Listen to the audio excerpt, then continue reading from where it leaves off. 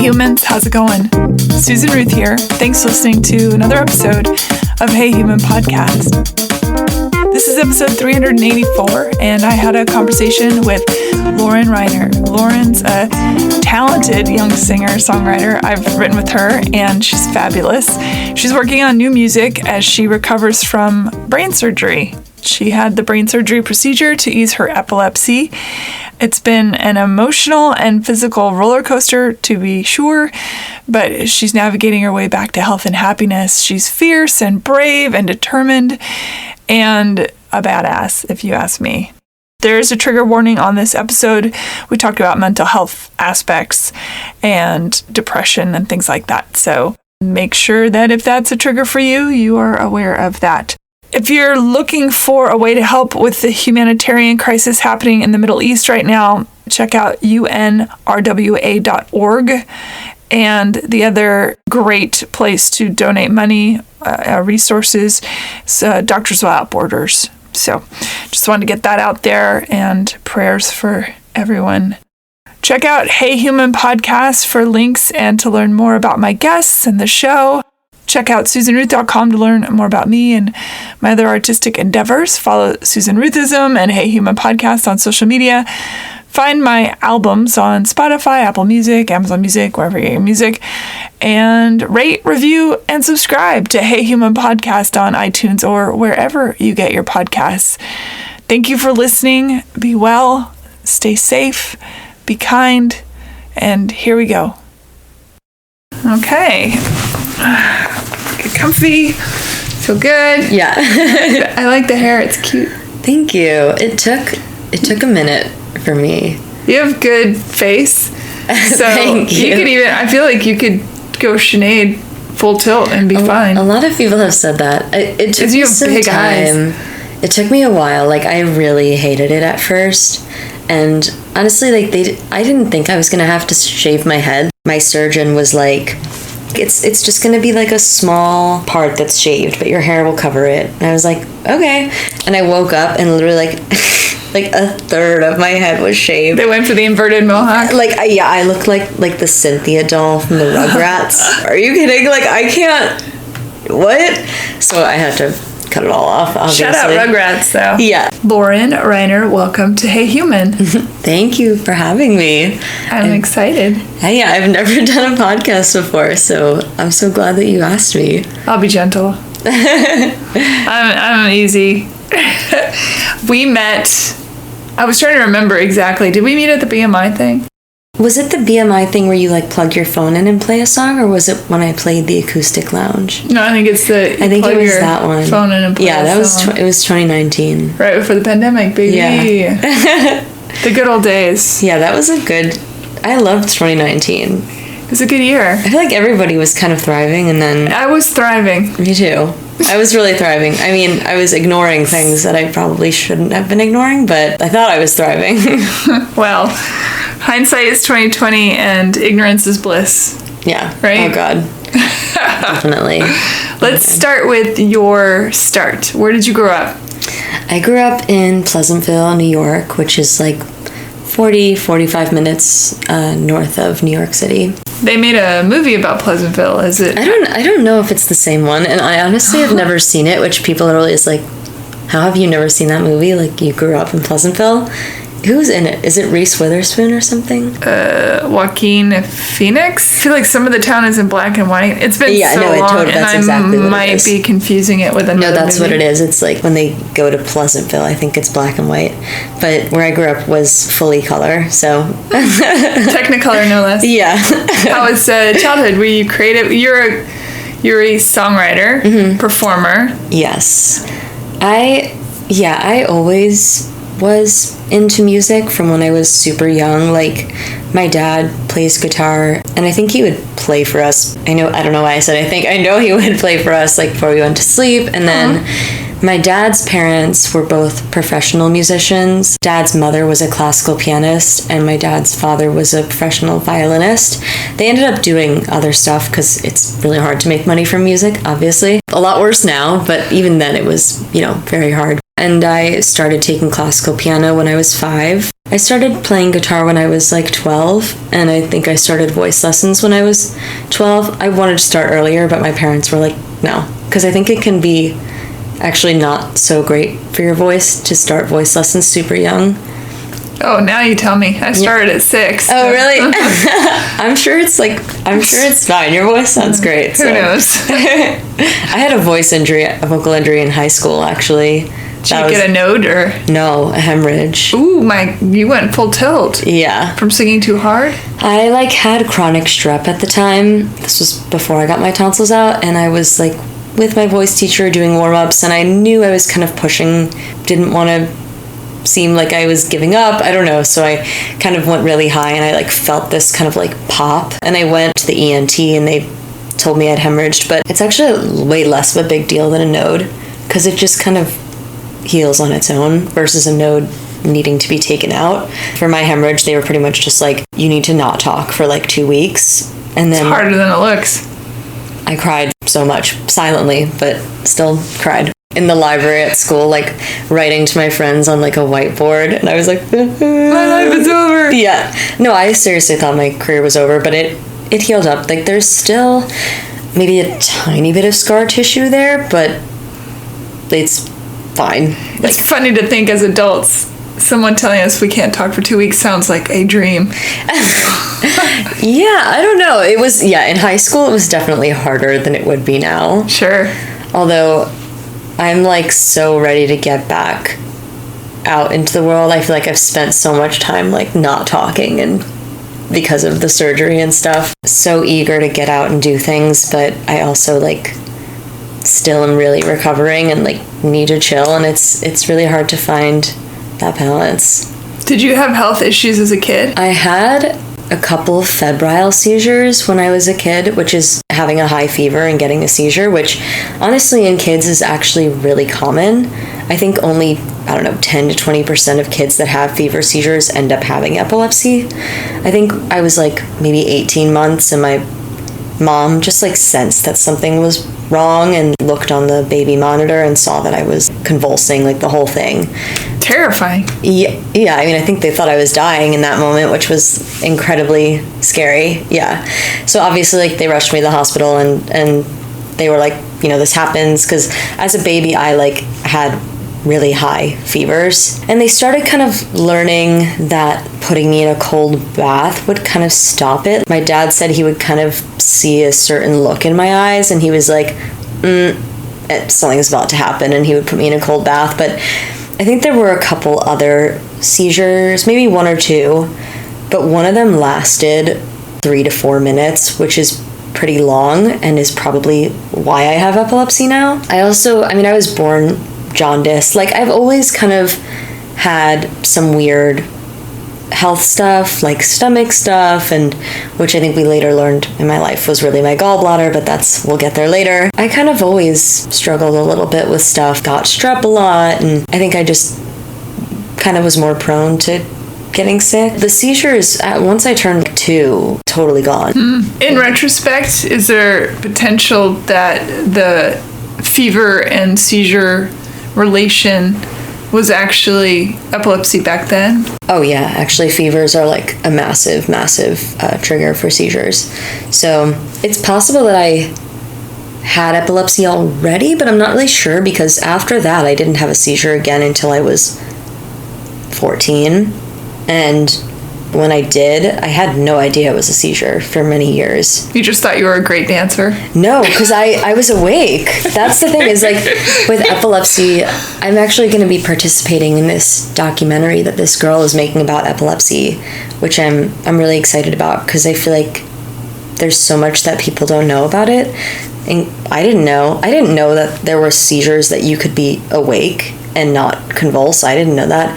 So we had. Sure, you could have seizures that ocular seizures that make you. My very good friend has that. Mm-hmm. Yeah, who had the same surgery as me. That's how we met. Her vision gets really weird and starry, and You've had that? Mm-hmm. Really? Mm-hmm. Do you have epilepsy? I don't know. I've never been tested for it, but I have on occasion gone blind. I see wiggly things, and then I can't see at all, and it lasts, and then it usually has a terrible headache associated. I just always assumed they were migraines, but the way you're describing... That could be migraine with aura, though. Yeah. Maybe you should see a neurologist. Yeah, probably. Whatever. I'll add it to the list. Yeah.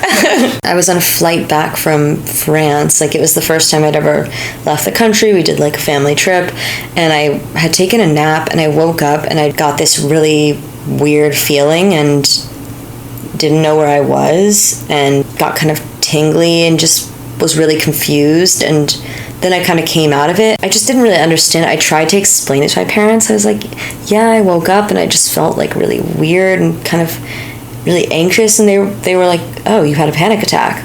That's what it sounded like. All the way through high school, I would have them like every 4 or 5 months at that point, and it was always when I was waking up from sleep. Oh, panic attack, whatever. And there was one actually, though, right after high school. My friends and I were swimming, and I had one because we had smoked a lot of weed. My friends kind of pulled me out. Like, I didn't go under, but it was clear I didn't really understand what was going on, so they pulled me out of the water. And I just remember being like, what the hell? I just thought it was like I was too high or something and had a really bad panic attack. In college, I don't know, I thought I was fine. And then my senior year, it started happening every 2 weeks maybe. And same when you woke up? Mm-hmm. Is there some sort of thing with waking up and seizures? Sleep and seizures are intertwined. One of the biggest seizure triggers ever is not getting enough sleep. But yeah, so I was a senior, and I don't know why I'm having these panic attacks. I'm happy. I'm thriving. I don't understand. I was talking to my dad, and I think he was distracted, but he was like, oh, what are your panic attacks? I didn't even think of it. I was like, I get this really intense feeling of deja vu, and there's always this Japanese woman, and she's telling me the same thing, and I know what she's gonna say, but after the panic attack, I can't remember what she said, and I also can't read or speak a minute. If I read something, I remember looking at a text my friend was like, when do you want me to pick you up? And to me in that moment it was blah, blah, blah. I was like, what the hell? And I say things that don't really make sense, and my dad was like, are you kidding me? That is not a panic attack. I don't know what the hell that is, but I'm going to come down to Miami. So he came, which is where I was at school. He came down to Miami and took me to see Dr. Canner, who's at the Miami hospital, and he's a well-known neurologist. First of all, I'd be remiss if I didn't bring up the Japanese woman. I couldn't, it's actually stopped, but it didn't stop until I was 22, 23, but it was every time. And you saw her outside of yourself or in your mind? In my mind. But I have one of my friends with epilepsy, he kind of had something similar, he would always see his dad. And he was always saying the same thing to him. Deja vu is a super common aura thing. In the moment, I knew what she was saying. I was like, yeah, get it over with. But I will Was it a warning? I don't know. I have no idea. Man. Seizures are really weird. Really fucking weird. But always the same woman? Yes. But you'd never seen her in real time? No. Whatever that means? No. Fascinating. Really weird. So far, this is my favorite part. All right. So then... That's just wild. Yeah, it was... I remember... I will never forget that phone call with my dad, because he was like, what are you talking about? Yeah, I would have been like, I'm sorry, what? Yeah, he was like, we're going to need to take you to the doctor, immediately. So we went to see this guy, Dr. Canner, who's really wonderful, and we sat down with him in his office, and I spoke for a little bit, and he was like, you have epilepsy. No, I don't. And he was like, you can be in denial, but you do. Those are partial seizures. They did an EEG, which is kind of, have you ever seen pictures when they put them on your head? Sure. Yeah.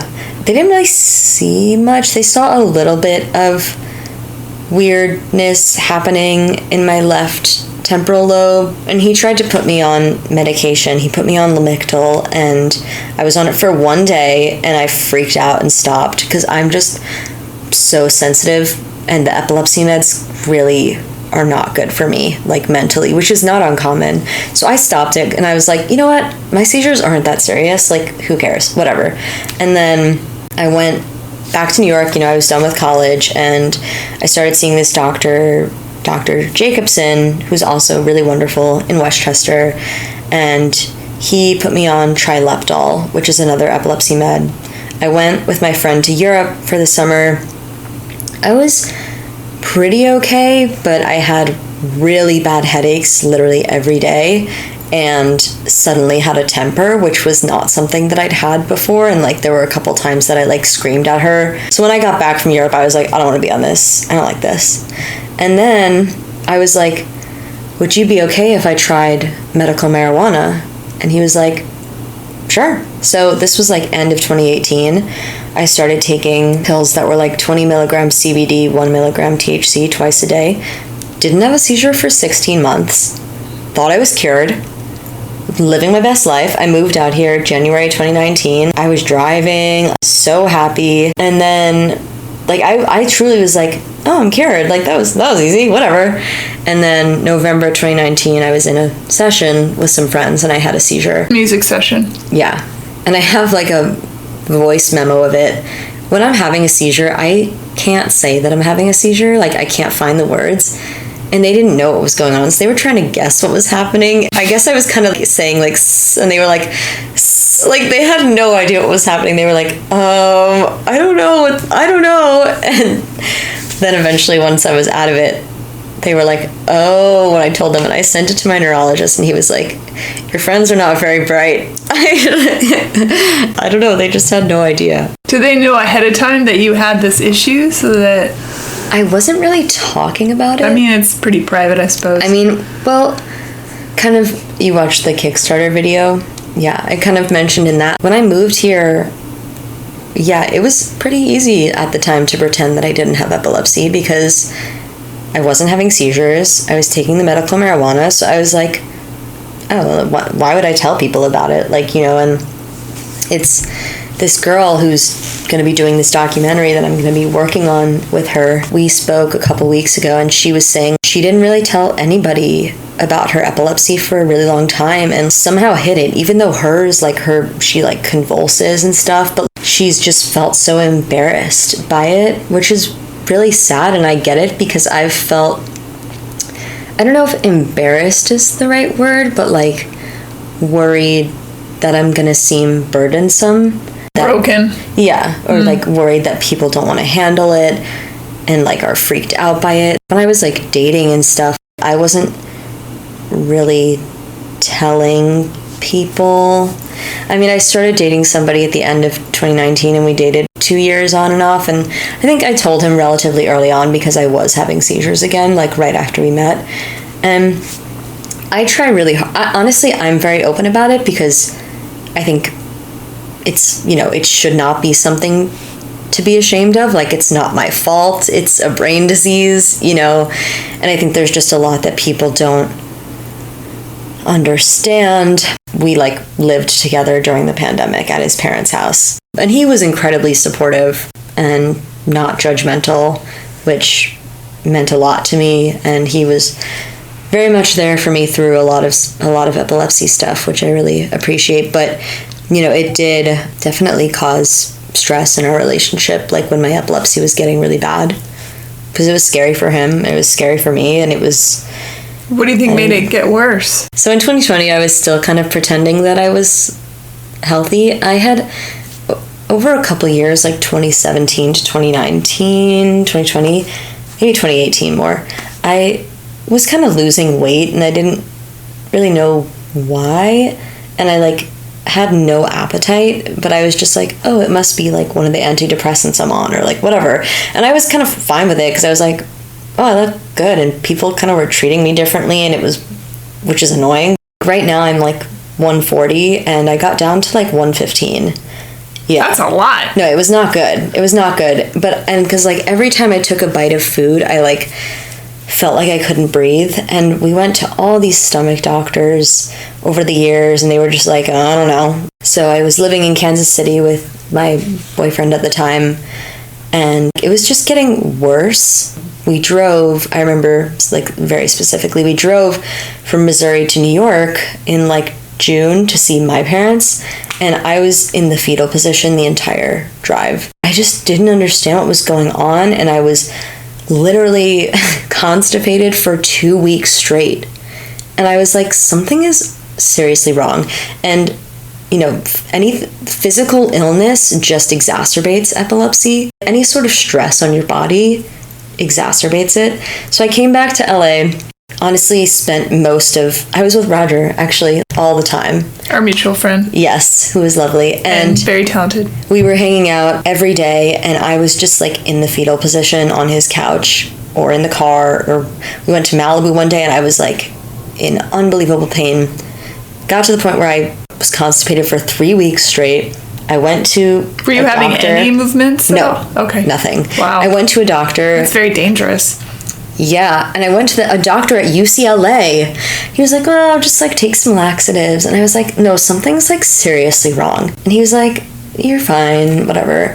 And then I ended up eventually, my shoulder started really hurting, and I was talking to my cousin, and I was like, I don't know, I've been having these stomach issues, and I don't know, my shoulder like somehow is injured. And she was like, "Wait, is it your left shoulder?" And I was like, "Yes." And she was like, "Something's wrong with your gallbladder."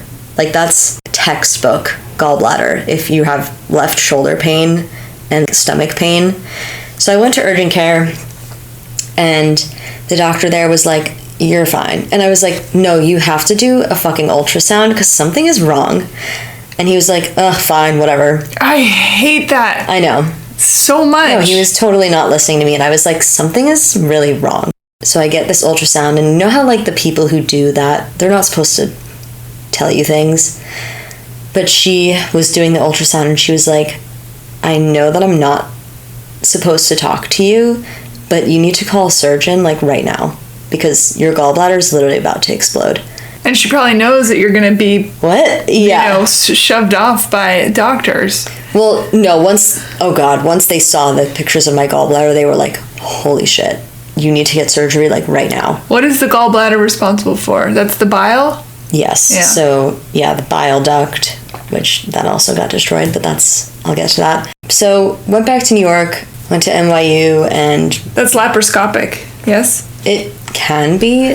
First of all, why is your arm, is it referred pain, the left arm? Yeah, I think it's just referred pain. It was really weird. I truly thought that I like pulled a muscle. I was like, what is going on? Mm-hmm. Yeah, so we went to this doctor at NYU, and he looked at the pictures of the ultrasound, and he was like, oh God, yeah. Or maybe he even just looked at the report, and he like scheduled the surgery for like the next week. Gallbladder removal, which is a cholecystectomy, like it's supposed to be quite easy. It is usually laparoscopic. Mine was laparoscopic, but they also can do it open. And honestly, they probably should have done mine open because maybe they would have seen what was about to happen. But it's basically, they took my gallbladder out. I went home. It's really not supposed to be a big deal. And like a week in, I was just not doing well. Like I kind of felt like I was dying, which I guess I would have if we didn't do anything. And I had a fever, and we called my surgeon, and he was like, "Oh, just stand outside." It was like what? December. Yeah, and I was like, what? Then I think this was like 7 days after. Is this not malpractice? We wanted to sue, and we thought that it was a 7-year statute of limitations, and just found out it's only 2.5 years, and I just missed it. Fuck. Which sucks. We've talked to some lawyers about it, but it is what it is. My mom and I were driving to the mall, and like I don't have the best memory, but there are some of these moments that are so clear. Like we were driving to the mall, and she looked at me, and she was like, "Okay, your eyes are fully yellow." And like I looked at the car mirror, and I was like, "Oh my God." Oh no. Yeah, liver. Yeah. Liver shutting and down. So we called the doctor, and he was like, "Okay, that's actually a serious problem. Like you need to come." Oh gee, you think, buddy? Yeah, you need to come back. By the time I got there, my whole body was yellow. I looked like I'd been in the sun. I remember the nurse being like, "Whoa, you are really jaundiced." And, they took some blood tests, and they're like, "Okay, your liver's like totally blocked." Bile ducts connected to the liver bone, right? Yeah. Is that how that works? So it turned out that my bile duct was completely twisted, which that's not supposed to happen, obviously. Did that happen from the surgery, or did that happen from the... Yeah. So when they pulled that puppy out, Something happened, and they didn't realize it, obviously. So this guy, Dr. Haber, who did a lot of surgeries on me after that, but he was like, yeah, there's probably just a stone stuck. It's not a big deal. It'll be like 30 minutes. They do an ERCP, which is an endoscopic procedure. Somehow they can get from your mouth to your bile duct. We are just a tube. Whatever. That's all we are. Yeah. Technically, that's what we are. We're a tube. That is true. And so I go into this surgery. He's like, it's gonna be 30 minutes. Like 3 hours go by and my parents are like, what is going on? What the hell? And I wake up and I hear him, I was really out of it, but I hear him telling my parents, like, yeah, her bile duct got kinked and like twisted. So we had to put a stent in and we're going to need to do a fair number of these over the next year. And to expand the duct? Yes. I just started sobbing because I was like, are you kidding me right now? And the stents were just hell for me. So that was the end of 2020. So through 2021, I got 9 of those procedures. All endoscopic? Yeah. But the problem is like, the stents were just incredibly painful for me. I got pancreatitis like 3 times, which... Inflammation of the pancreas? Is that all that means? Or is that... Yeah, but pancreatitis is known to be like one of the most painful. Screaming, fetal position. Oh my God, I mean, the amount of opiates. And the pancreas is responsible for insulin. I think so. I should know this. Yeah, that's our insulin production. Yes. And then... So that must have been sending your blood sugars all over the map too. I don't know so much. It was more my liver enzymes that were kind of going crazy. Your poor body. Yeah. And then, obviously I started having more like partial seizures. And then in July 2021, I had my first like adult grand mal seizure. I hadn't had a grand mal seizure since I was a baby. It's actually called a tonic-clonic seizure, but most people know it as grand mal. Yeah. Because I had this idea that wasn't possible for me. I had these partial seizures. I was still driving. I was like, it's fine. What does a grand mal do to you? That's like fully passing out, convulsing. For me, I like stop breathing for sometimes like 40 seconds. Yeah, not good. And it was interesting. My grandma had like rushed me to the hospital. It was a couple days after I got my stent switched and I was like in extreme pain. And it turned out it was like infected and I think had fallen into my small intestine. But we got to the hospital and I was like begging them for morphine. And I think they thought that I was a drug junkie, addict. Yeah. And my grandma was like, no, you don't understand. She's been through all this stuff. And they were kind of like ignoring us, even though they were empty. And the second they got me into the hospital bed, I went into a full grand mal seizure. I think the pain was just too much. And my body was like, okay, I can't do this. I'm shutting down. Bye. And I woke up and my grandma was sobbing and it was just terrible for everybody. It traumatized her. It traumatized my parents who were on the phone when it was happening and they like thought I was dying because my grandma was like screaming and it was not good. But that day definitely changed my life. Before I had these partial seizures that like, yeah, they were annoying, but like I could kind of get through with them. Like I was, like I could kind of hide it and it wasn't like I have had a partial while driving and I was fine. Like it didn't affect my motor skills. But once I had that grand mal, I remember like being on the phone with my ex-boyfriend and we were together at the time and just, I don't think my life's ever going to be the same after this. And he was like, no, I don't know. I just knew it was different. So I stopped driving. I was living here and I was hoping, okay, if I go 6 months without a grand mal, I can drive again. And I was doing pretty well. Went home for Christmas break, had a massive grand mal seizure at home. Thank God you were at home, though. I was in bed with my mom. We were just like hanging out and I had been crying about something and then it was just like it just... I woke up to paramedics standing over me and I was like, what happened, whatever. And do you have siblings? I have an older sister, yeah. After that, my parents were like, you need to move back here. You can't live across the country right now and be having these seizures. Like, this is not working. Meanwhile, in LA, you're trying to pursue your career. Yeah, I really didn't do much in 2021 because of the stent surgeries. I was honestly in bed 90% of the time. I actually kind of stopped playing music in 2021. They put me back on epilepsy meds after the grand mal seizure, and the one they put me on, called Vimpat, was the only one that ever didn't make me depressed, but it made music honestly sound like nails on a chalkboard. And I don't know why, but I stopped listening to music, stopped playing, and that med also gave me debilitating anxiety. And then I switched to another medication and blah blah blah, and then I stopped them again, and then I had that huge seizure, and my parents were like, okay, you have to come back. If I remember correctly, we're having some bouts of depression through this. Who wouldn't, really? Oh my god. It was 2021 was a really rough year. My ex kind of got me through the second half of that year. We had broken up the first half of 2021, and then we got back together the second half of 2021, and he was really supportive. We were long distance, but he was, we were talking every day, and I was seeing him every couple weeks, and that was the light of my life at the time. And then January 2022, we break up, and I get put on a new epilepsy med, and yeah, my depression started going absolutely bonkers. And I started seeing this new neuropsychiatrist, who I will not name because I hate her. She completely gaslit me and my parents and told me that the side effects were all in my head and that I needed to be on epilepsy meds and that I was not a candidate for brain surgery. And she was just like, you just need to suck it up because you have to stay on these meds.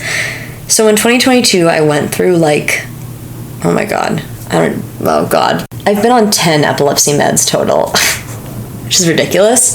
They absolutely ripped my mental health to shreds, to the point where in March 2022, my parents sent me to Sierra Tucson, which is a rehab facility, whether it's for sobriety, depression, and it was, I needed to be there. I was becoming very, very suicidal. I was not doing well. And I went there and it was okay, I came back home and I don't know, they put me on this other medication and I was sobbing every day. And what was ridiculous is it wasn't even stopping my seizures.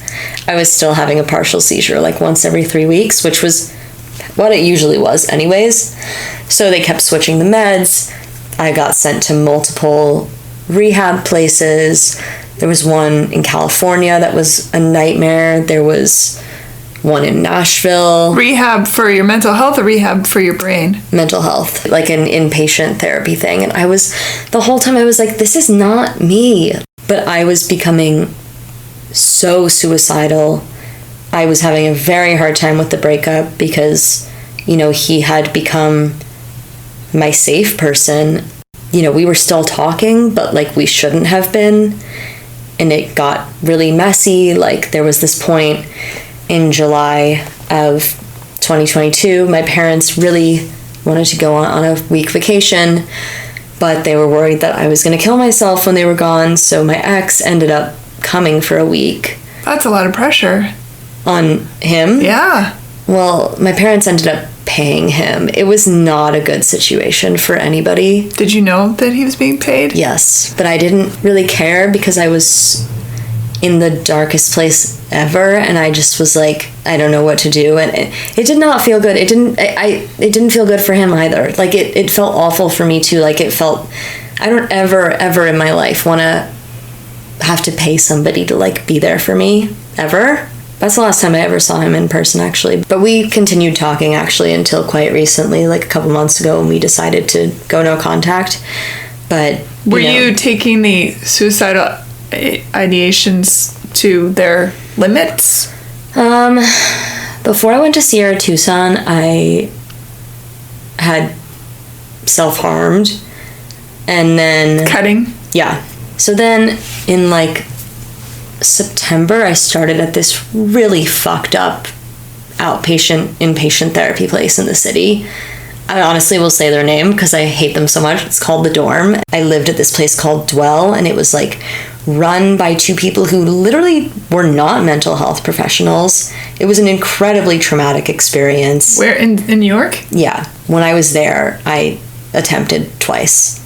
And like once in my room, and then another time I like almost jumped in front of a subway, and then I was like stopped myself, and they ended up making me go to the psych ward that night, and I was just so done because nobody was hearing me. My neuropsychiatrist had kind of gaslit my parents into thinking that I was crazy. Like, I remember telling her and this neurologist, they were at Columbia, by the way. It's not like they were just some random people. And I said to them, I feel like I'm about 1,000 times more likely to die from suicide than a seizure. And they were like, I don't know what to tell you. I'm literally going to end my life. Like, I can't live like this. Like, these meds have stripped me of my personality. I lost best friends. One of my best friends, who was like a best friend of mine for like 8 years, she couldn't handle it anymore. Yeah, most of my friends honestly a lot of them weren't really there for me during that time. I forgive them because I was not me, and it was getting really hard. Like, it had been... Well, you carried quite a burden on your own too, I feel like. Of course, but like so my ex was kind of, I was still leaning on him really heavily because we just had become so trauma bonded, but like he was ready to move on, and I was like, I can't do this without you. And it just started getting really unhealthy, which, like, God, if I could go back and change things, I would, I can't, and we both really care about each other still, and like, I hope he doesn't hate me. I don't think he does, but we basically agreed to go no contact for a year a couple months ago after my brain surgery, and it's been really good for me. Getting trauma bonded to somebody is not a joke. Like, if you go through really hard shit and you go through it with somebody, my brain was like, you cannot do this without him. And I met my current therapist in March of this year. This was, I don't know, a really profound moment for me. Like, I was crying to her and I was like, I can't like live without him. I can't do this without him. And she said, you can. You just don't want to, but you can. And like, that kind of, honestly kind of shifted my perspective a little bit. I actually do have a choice here. Even though my brain was telling me, like, no, you're going to die without him. Things got really rough. Yeah, like I said, if I could go back in time, I would. But I'm very grateful for how much he was there for me during that.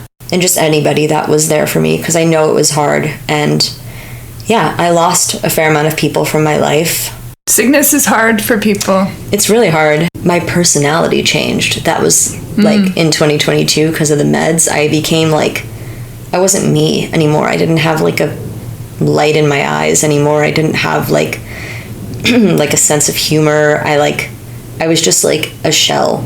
And yeah, and also people go through their own stuff too. We were in a pandemic.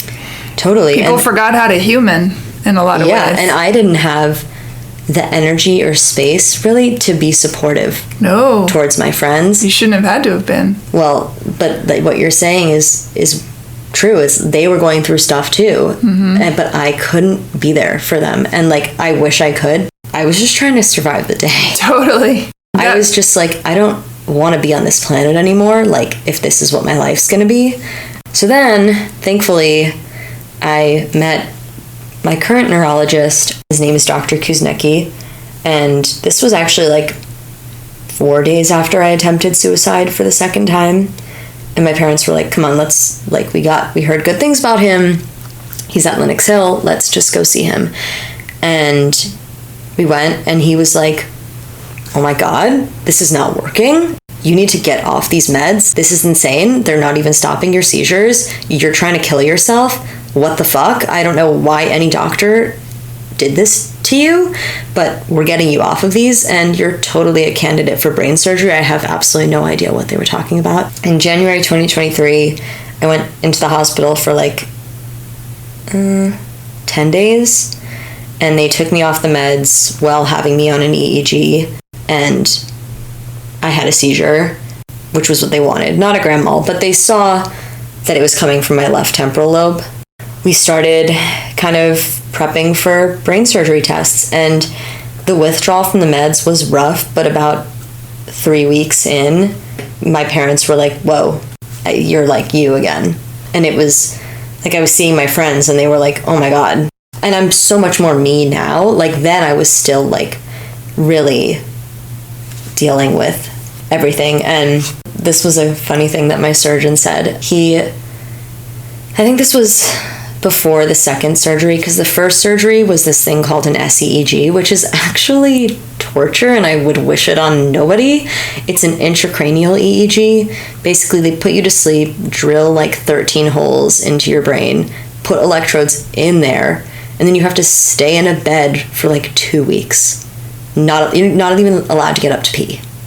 Torture, and it's very painful, but the reason they do it is so they can see exactly where the seizures are coming from. And I had a big seizure while I was there, and they saw that it was coming from my hippocampus. And the thing is, so there's different options for epilepsy brain surgery. Like the most successful one, but like biggest deal, is them taking out a piece of your brain, which I know a couple of people who have had that, but when they discovered it was in my hippocampus, they were like, if we take out a part of your hippocampus, there's like a 90% chance you're not going to have any short-term memory function.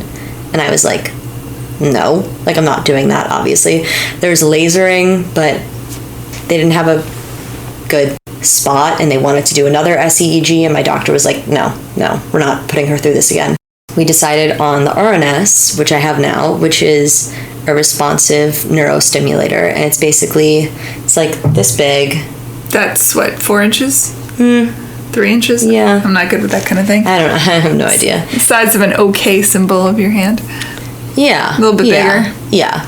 So they had to, on July 6th was my surgery, and they have to cut out a piece of your skull and put it in there, and they drill in like a couple holes to put 2 different electrodes in that will be sending electric signals, like shocks and stuff.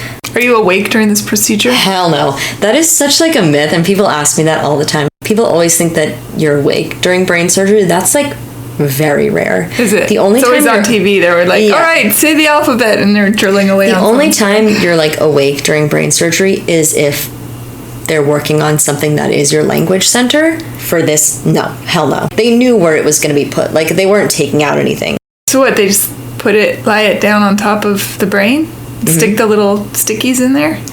Well, like they go deep. Those go deep in. Yeah, it's like wires. How do you wrap yourself around the concept of all of this? Somebody's rooting around in your cranium, plucking little wires here and there. I was so desperate at this point to get away from anything with the medications that I was like, I don't even care, just do it. And I would do anything to get these seizures to stop. And I'd honestly had so many surgeries at that point.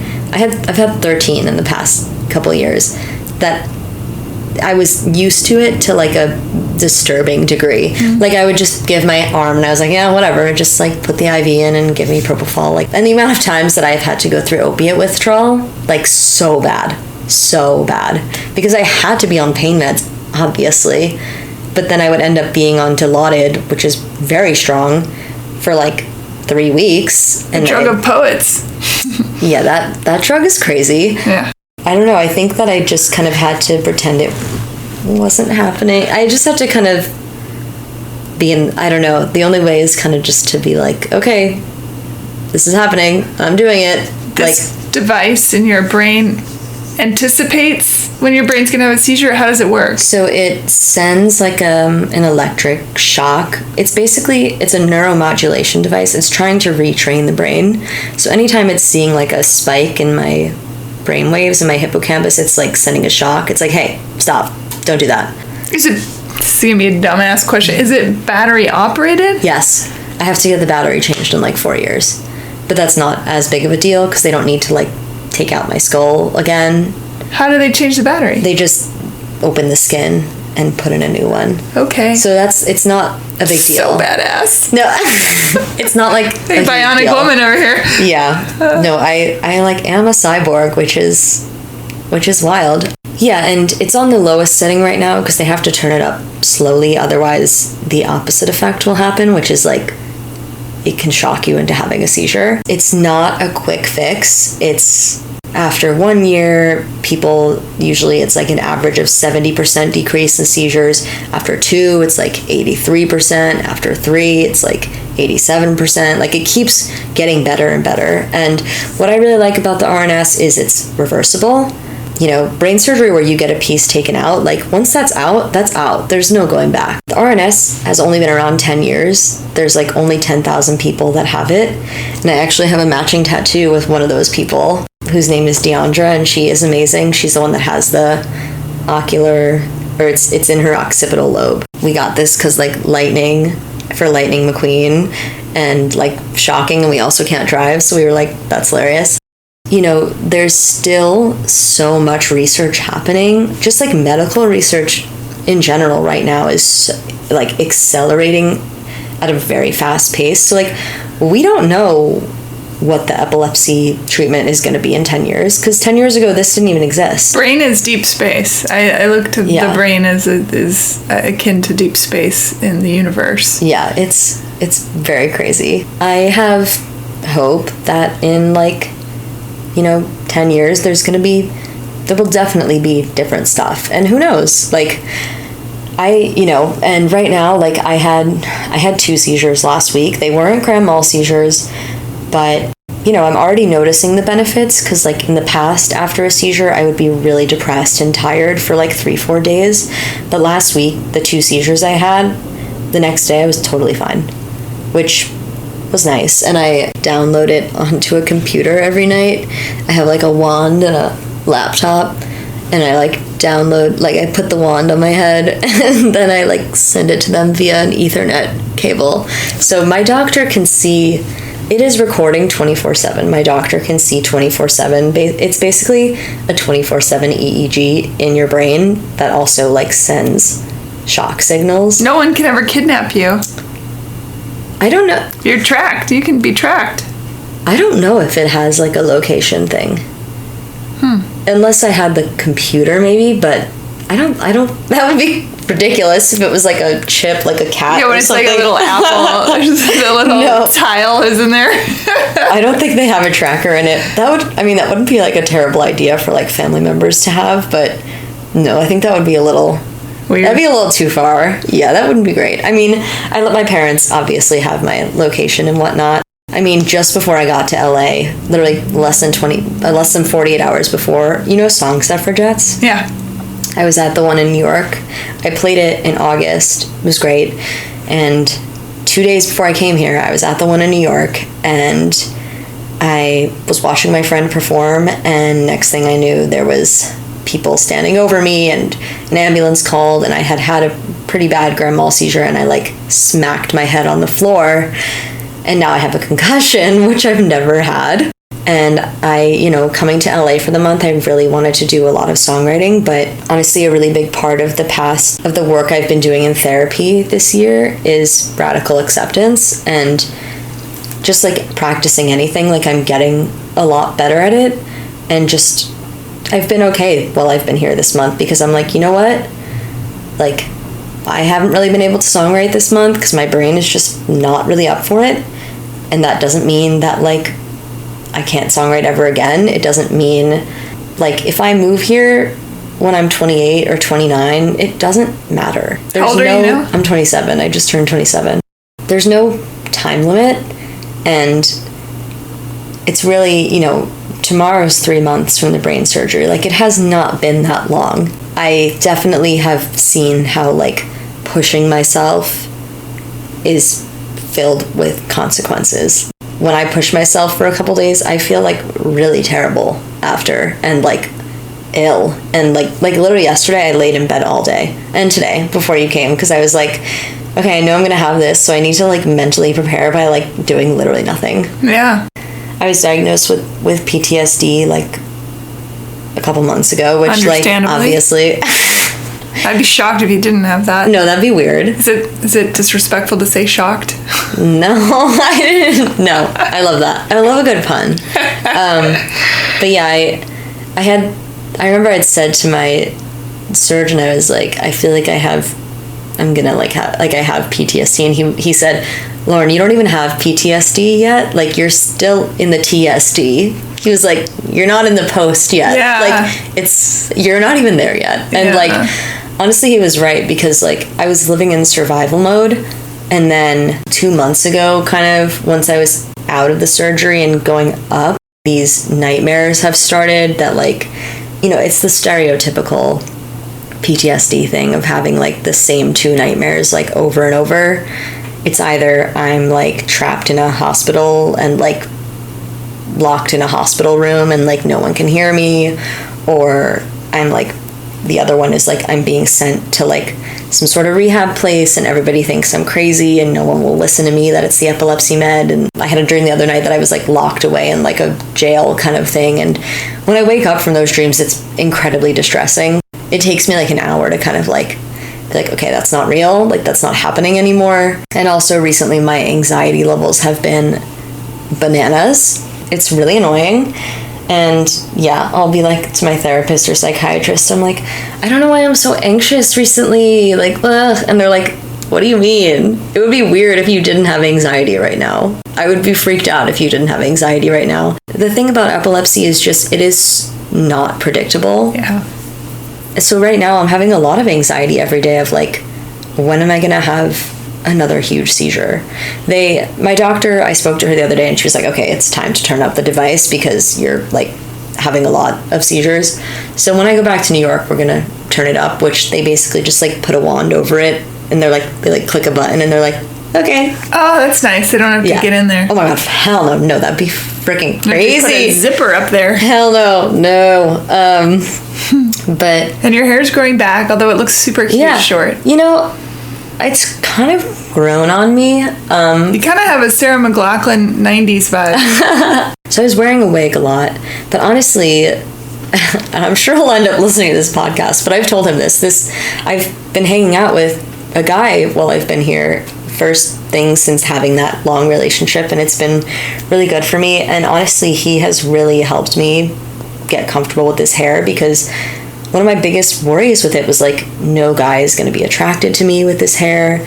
And on our first date, I wore a wig, and then the second time we hung out, I was like, I don't feel like wearing this like 5-pound wool hat right now. And he was like, I don't care. And he was like, you look beautiful. What? Someone can be attracted to me and interested in me like with this hair.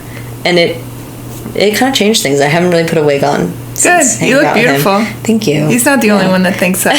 But I appreciate the fact that he said so. Yeah, it just kind of...